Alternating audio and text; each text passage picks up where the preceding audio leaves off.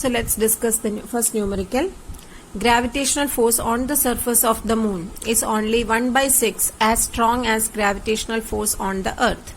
What is the weight in newtons of a 10 kg object on the moon and on the earth? So you must find out weight of the 10 kilogram object on the moon and on the earth. So here mass of the object is given. Mass of the object is 10 kilogram. And you must find out weight of the object on moon. Also you must find out weight of the object on earth. Okay, so first we can calculate weight of the object on moon. So the formula to find out weight is mg, and here g is acceleration due to gravity on moon. You know, acceleration due to gravity on moon is acceleration due to gravity on earth divided by 6. So here you can substitute m into gm is equal to ge by 6. So it will be equal to mass is 10 into acceleration due to gravity on earth. You know the value. What is acceleration due to gravity on earth? It is 9.8 meter per second square.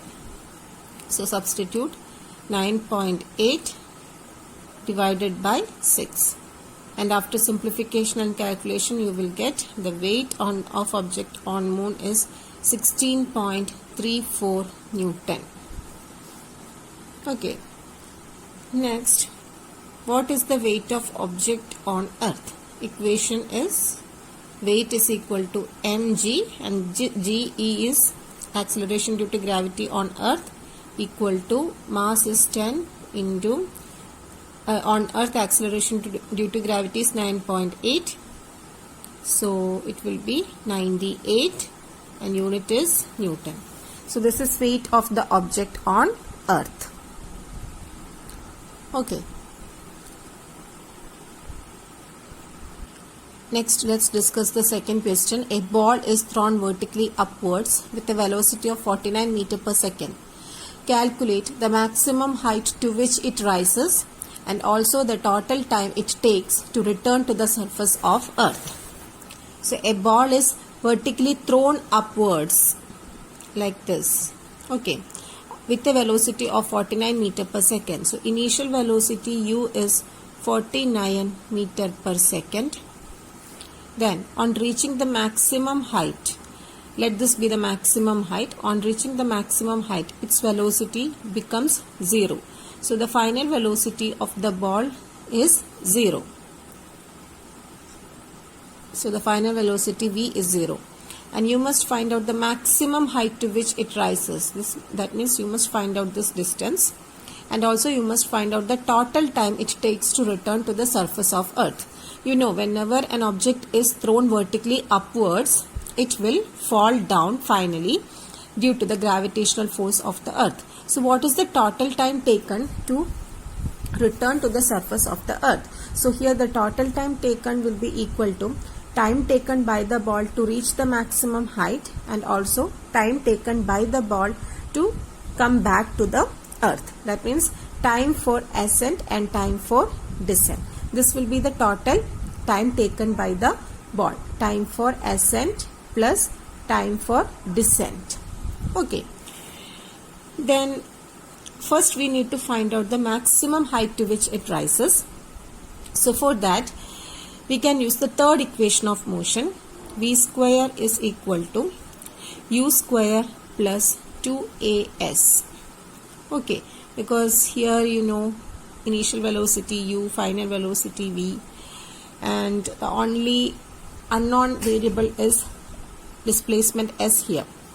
And here, since this motion is a free fall, acceleration due to gravity can be replaced by g.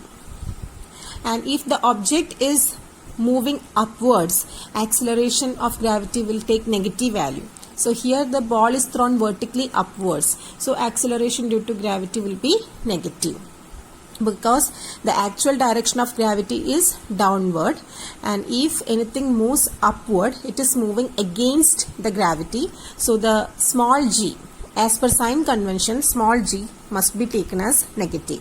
So here small g is negative, and where you substitute all these things in this equation, you will get v is 0, 0 equal to u square is 49 square, then plus 2 a is minus g is minus 9.8 into s.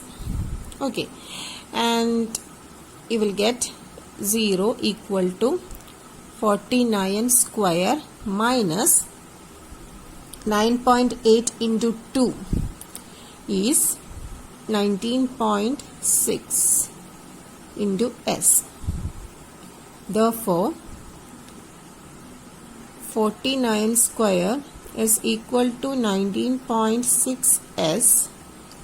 So 49 square by 19.6 is equal to 122.5 meter. So this is the answer for the first part, the maximum height to which it rises.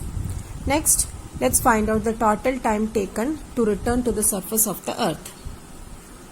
So as I told you before, total time taken is the time taken by the ball to reach the maximum height, and then the time taken by the ball to come back to earth. That is time for ascent plus time for descent. Now we can find out the time using the first equation of motion, v is equal to u plus at. So in this case v is 0, u is 49, a is minus g, and we don't know the time. So first we can find out the time of ascent. So let it be time of ascent. So we can write GTA, G is 9.8. So 9.8 into time of ascent is equal to 49. Therefore time of ascent is equal to 49 by 9.8 is equal to 5 seconds. And time of ascent is equal to time of descent. Time taken by the ball to reach maximum height is equal to time taken by the ball to come back to the earth. So time of descent is also equal to 5 seconds. Therefore the total time is equal to time of ascent plus time of descent. That is 5 plus 5. That is equal to 10 seconds. Okay, so this is the total time taken to return to the surface of the earth. Now let's discuss the next question. A stone is released from the top of a tower of height 19.6 meter. Calculate its final velocity just before touching the ground. So a stone is released from the top of the tower. That is, stone is falling downwards. So initial velocity is 0. Then from the top of a tower of height h. H means displacement s. It is 19.6 meter. Then calculates its final velocity v just before touching the ground. So we know u, s and v. So we can use this equation of motion.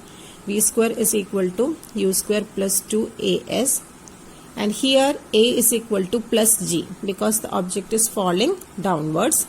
So substitute. Therefore v square is equal to u is 0 plus 2 into g.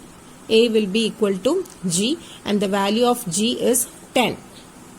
Or you can take the value of g as 9.8. 9.8 into displacement s. So v square is equal to 2 into 9.8 into displacement. What is displacement? Displacement is 19.6. That is 2 into 9.8 into 19.6. And you know 2 into 9.8 is 19.6 into 19.6. So v square is equal to 19.6 into 19.6. That is v square is equal to 19.6 square. Therefore v equal to square root of 19.6 square. That is equal to 19.6 itself. This much meter per second. So this is the final velocity of that stone. Let's discuss the next question. A stone is thrown vertically upward with an initial velocity of 40 meter per second. Taking g equal to 10 meter per second square, find the maximum height reached by the stone. What is the net displacement and the total distance covered by the stone? So a stone is thrown vertically upward with an initial velocity of 40 meter per second. So u is 40 meter per second, and take the value of g as 10. So in this case g is minus, negative, because the stone is moving upward against the gravity. So g can be taken as negative. So minus 10 meter per second square. Find the maximum height reached by the stone. Okay, so maximum height is s. If a stone is thrown upwards, let this be the maximum height. So you need to find out the displacement. This height is equal to displacement h. Okay, so this height is equal to displacement s. So you need to find out the displacement. And again here we can use the same equation of motion. V square equal to u square plus 2as. Here final velocity v is 0, because at the maximum height velocity is taken as 0. Then use the equation of motion, v square equal to u square plus 2as, and in this case a will be equal to minus g. So it will be equal to minus 2gs. And v is 0, 0 equal to u is 40, 40 square minus 2 into g can be taken as negative, 10. So 2 into 10 into s. Now you will get 20s is equal to 40 square. Therefore s is equal to 40 square by 20. That is equal to 80 meter. Okay, so this is the displacement s, 80 meter. Now, what is the net displacement and total distance covered by the stone? Children, what is the displacement here? Whenever a stone is thrown vertically upwards, it will come down finally. So, it will return to earth. Okay, so suppose this is the ground level. So, when a stone is thrown upward, it will reach the maximum height, and after that it will fall down to the earth. Okay, so here the initial point and final points are the same. Whenever initial and final points are same, displacement will be 0. So the net displacement is equal to 0. But at the same time, what will be the total distance covered? What will be the total distance covered? Total distance is equal to time taken by the stone to reach the maximum height plus time taken by the stone to come back to, total distance is equal to distance traveled by the stone to the maximum height and plus distance traveled by the stone from maximum height to the ground. Both are same. So here the distance traveled is 80 meter.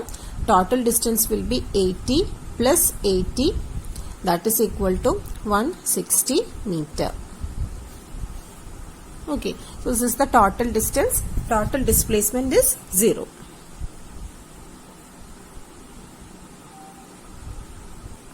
So children, with this I am concluding this session and I am concluding this chapter. Notes of the topic and YouTube video have been uploaded. Just go through it. We will meet in the next session. Till then, take care all of you. Stay home, stay safe. Thank you.